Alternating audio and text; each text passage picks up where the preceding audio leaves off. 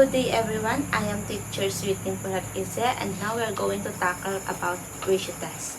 When we say ratio test, it is the most useful test for series convergence. Let's say if the limit n approaches to infinity of the absolute value of an plus 1 over an, and we got the limit, if the limit is less than 1, then the series is absolutely convergent. If the limit is greater than 1, then the series is absolutely divergent. If the limit is equal to 1, then the series is inconclusive. And now, let's have some example. So consider the series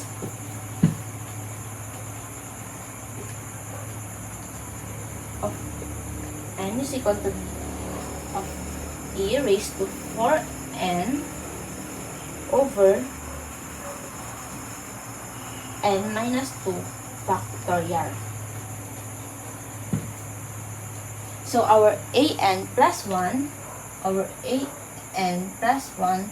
is equal to e raised to 4n plus 1 over n plus 1 minus 2 factorial.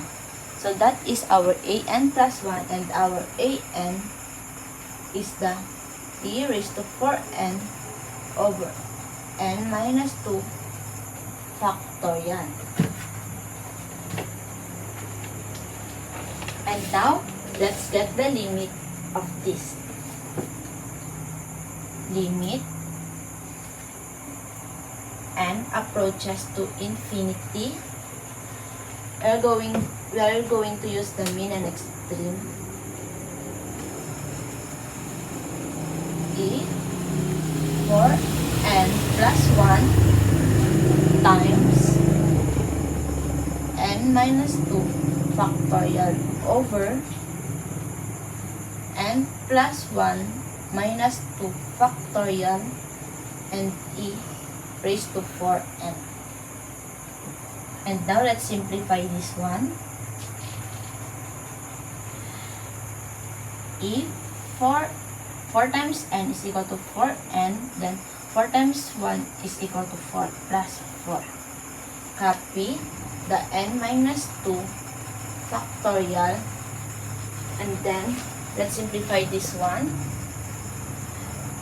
And 1 minus 2 is equal to negative 1 factorial and e raised to 4n. Next, limit of n approaches to infinity, and now we are going to separate this one. E 4n times e raised to 4, and copy the n minus 2 factorial over n minus 1 factorial over e 4n. And now, we are going to cancel the e 4n, and we have limit n approaches to infinity, e raised to 4 n factorial, n minus 2 factorial over n minus 1 factorial.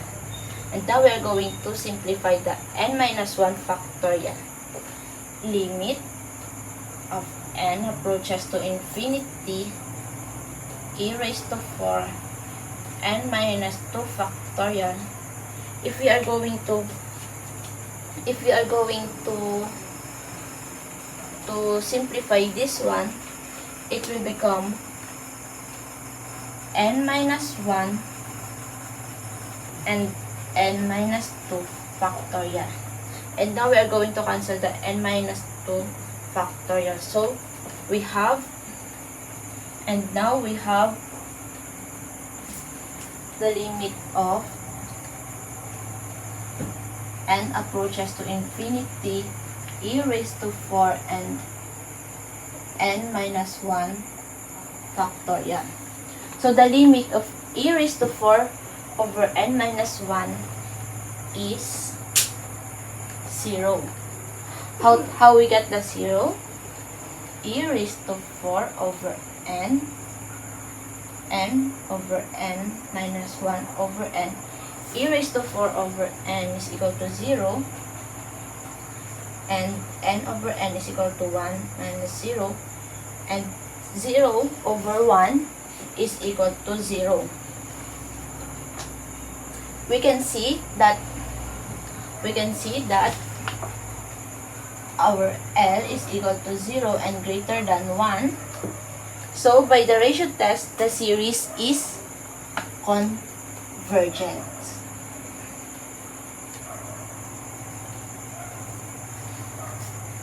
That's it. So, let's have another example.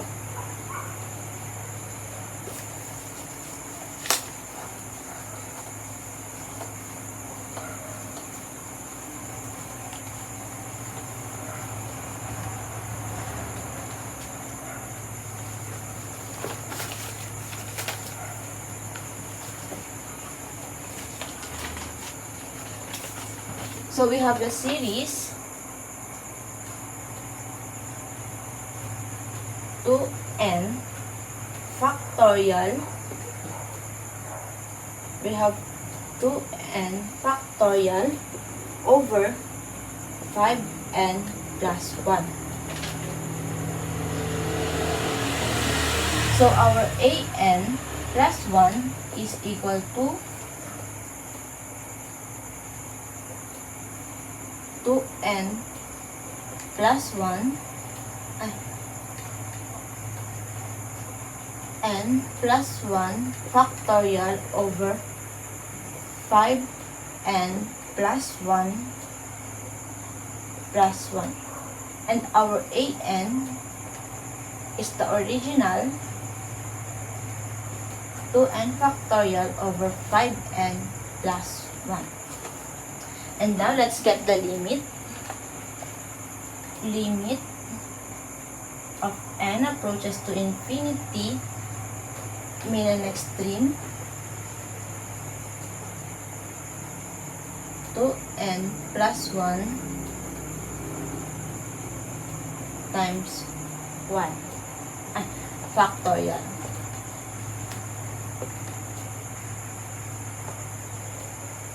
Times 5n plus 1 over 5n. Let's copy the 5n plus 1,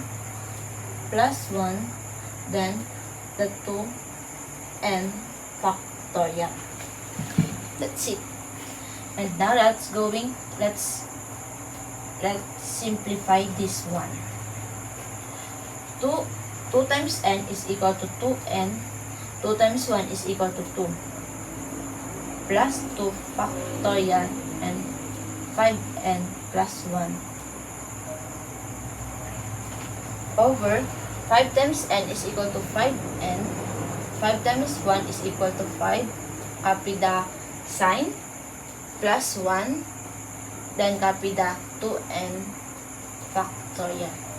Let's simplify.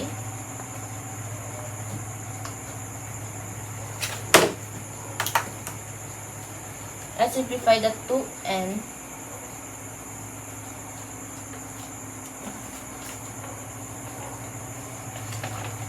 factorial. 2n plus 1,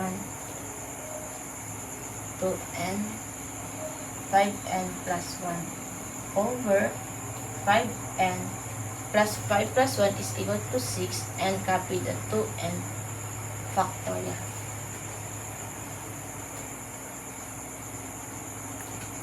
And now, let's simplify this one. Let us cancel this 2n factorial. So, we have 2n plus 2 and 2n plus 1 and 5n plus 1 over 5n plus 6. So, the limit of 2n plus 2 and 2n plus 1, 5n plus 1 over 5n plus 6 is equal to infinity. We can see that the limit when we get infinity,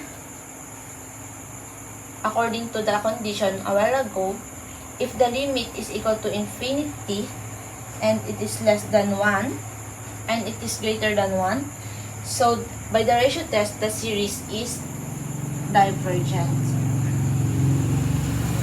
When the limit is greater than 1, the ratio test is, the series is divergence. And now let's talk about alternating series test. When we say alternating series test, we have two conditions. First conditions, if Bn plus 1 is less than Bn, then it is convergence. And the second conditions, if the limit n approaches to infinity is equal to 0, then it is convergence. And now let's have some examples.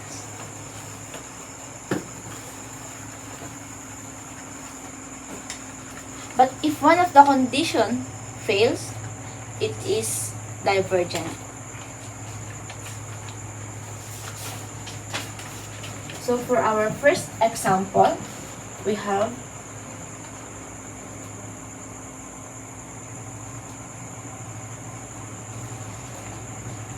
equal 1. We have negative 1 raised to n minus 1 over 7 plus 2n. So for our first condition, we have the Bn plus 1 less than or equal to Bn. So our Bn plus 1, so our Bn is 1 over 7 plus 2n. So for our Bn plus 1, we have 1 over 7 plus 2n plus 1 less than or equal to 1 over 7 plus 2n. And now let's simplify this one. We have 1 over 7 plus 2 times n is equal to 2n. Then 2 times 1 is equal to 2 and less than or equal to 1 over 7 plus 2n. And now let's simplify this one. We have 1 over 7 plus 2 is equal to 9 plus 2n less than or equal to 1, 7 plus 2n. And now let n is equal to 2. So we have 1 over 9 plus 2 times 2 less than or equal to 1, 7 plus 2 times 2. So we have 1 plus 9 plus 2 times 2 is equal to 4 less than or equal to 1 over 7 plus 2 times 2 is equal to 4. And now we have 1, 9 plus 4 is equal to 13 and less than or equal to 1 over 11. And 1 over 13 is less than or equal to 1 over 11 is convergent. So we satisfy the first condition. And now let's proceed to second condition. Let's get the limit of 1 over 7 plus 2n. The limit n approaches to infinity of 1 over 7 plus 2n. To get the limit, we have limit n approaches to infinity 1 over n over 7 over n plus 2n over n. 1 over n is equal to 0. Limit n approaches to infinity and 7 over n is equal to 0 plus 2n over n is cancelled the n, so we have 2. Then so the limit is 0 plus 2 is equal to 2, then 0 over 2 is equal to 0. So The second condition is convergent. We satisfied the second condition. So both conditions are satisfied and we met the two conditions. So the alternating series test is out and our series is convergent.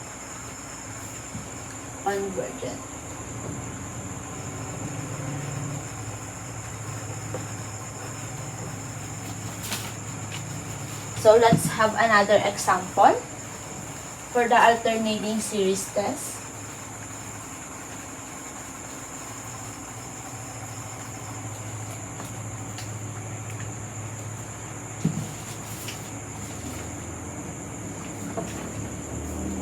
So we have the series infinity and we have negative 1 over n plus 3 over n raised to 3 plus 4n plus 1. So for our Bn, we have 1 over n raised to 3 plus 4n plus 1. So for the first condition, we have the Bn plus 1 less than or equal to Bn.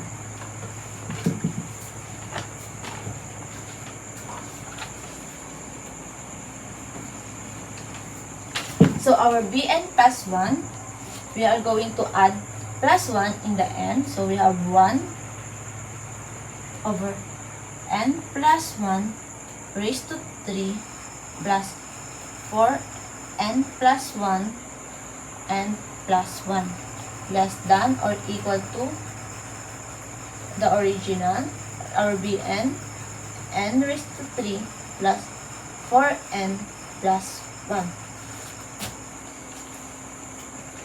And now let's simplify this one. We have 1 over n plus 1 cube. We have n cube plus 3n squared plus 3n plus 1. And 4 times n is equal to 4n. 4 times 1 is equal to 4 plus 1. Less than or equal to 1 over n cubed plus 4n plus 1. And now let's simplify this one. We have 1 over n cubed plus 3n squared plus 3n plus 4n is equal to 7n plus 1 plus 4 plus 1, 4 plus 1,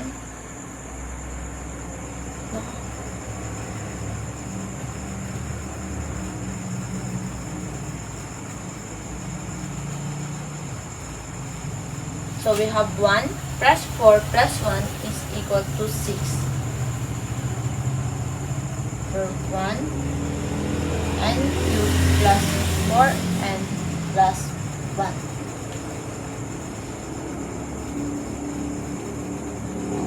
And now let n is equal to 1. So 1 times 1 cube plus 3 times 1 plus 7 times 1 plus 6 less than or equal to 1 cube plus 4 times 1 plus 1. So we have 1 plus 3 times 1 square plus 7 times 1 plus 6. So 1, 3, 4, 10, 11, 17. So we have 1 over 17 less than or equal to 1 over 1 cube plus 4 times 1 plus 1 is equal to 6. So 1 over 17 is less than to 1 over 6. So it is convergent. It satisfies the first condition. And now let's proceed to the second condition. Let's get the limit of the Bn 1 over n cubed plus 4n plus 1. So limit of n approaches to infinity of 1 over n raised to 3 plus 4n plus 1.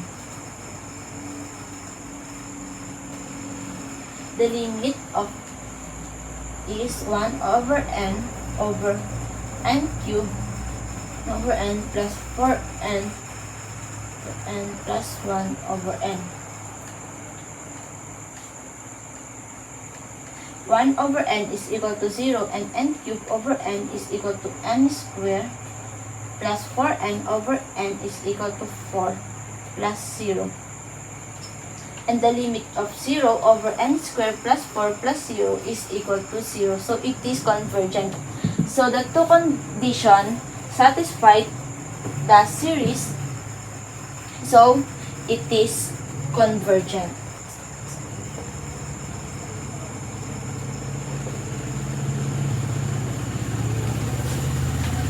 So that's it, class. Thank you for listening.